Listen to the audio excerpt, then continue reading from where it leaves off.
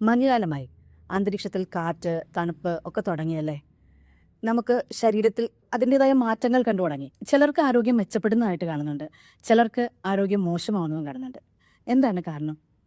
ഞാൻ ഡോക്ടർ വിനീത. ഈ മാറ്റങ്ങൾക്ക് കാരണമാകുന്നത് അന്തരീക്ഷം, ഈ ഋതു വ്യത്യാസമാണ്. നമ്മൾ ഒരു ചൂട് പോലുള്ള ഒരു കാലത്തിൽ നിന്ന് നമ്മൾ തണുപ്പ് മഞ്ഞുകാലത്തിലേക്ക് മാറുമ്പോൾ ഉണ്ടാകുന്ന ഒരു വ്യത്യാസമാണ്.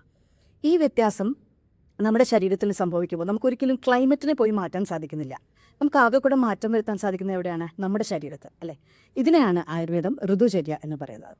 ഈ ക്ലൈമറ്റ് വ്യത്യാസത്തിനനുസരിച്ച് നമ്മുടെ സ്കിൻ ഡ്രൈ ആവുന്നു, ഹെയർ ഡ്രൈ ആവുന്നു, അതൊക്കെ സംഭവിക്കുന്നുണ്ടല്ലേ. അതിനനുസരിച്ച് നമുക്ക് സോഷ്യൽ മീഡിയയിൽ ഇഷ്ടം പോലെ പ്രൊഡക്ട്സ് അവൈലബിൾ ആണ്, കോസ്മെറ്റിക്സ് ആയിട്ടും അല്ലാതെയൊക്കെ അവൈലബിൾ ആണ്. പക്ഷെ ഇതിനെയൊക്കെ ഡിപ്പെൻഡ് ചെയ്യുക എന്ന് പറയുന്നത് ഒരു ഉണങ്ങിയ മരത്തിലെ ഇലകളിൽ പോയിട്ട് നമ്മൾ പച്ച പെയിൻ്റ് അടിക്കുന്ന പോലെ കുറച്ച് നാളത്തേക്കേ ഉണ്ടാവുള്ളൂ. അപ്പം നമുക്ക് ശരിക്കും ആധികാരികമായിട്ട് നമ്മുടെ ആ ഒരു റിജുവനേഷൻ അല്ലെങ്കിൽ ഒരു റിഫ്രഷ്മെൻറ്റ് ഒക്കെ നമുക്ക് നേടാനായിട്ട് സാധിക്കുന്നത് ആയുർവേദത്തിൻ്റെ യഥാർത്ഥമായിട്ടുള്ള ചികിത്സാ രീതികളിലൂടെയാണ്.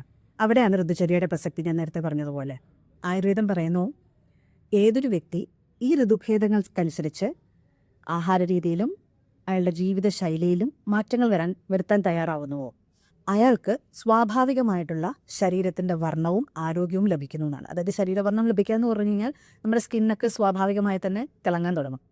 അപ്പം കോസ്മെറ്റിക്സ് യൂസ് ചെയ്യുന്നതിൻ്റെ ഒപ്പം തന്നെ നമുക്ക് കുറച്ച് ആയുർവേദത്തിലേക്കും ഇരിഞ്ഞു നോക്കാം.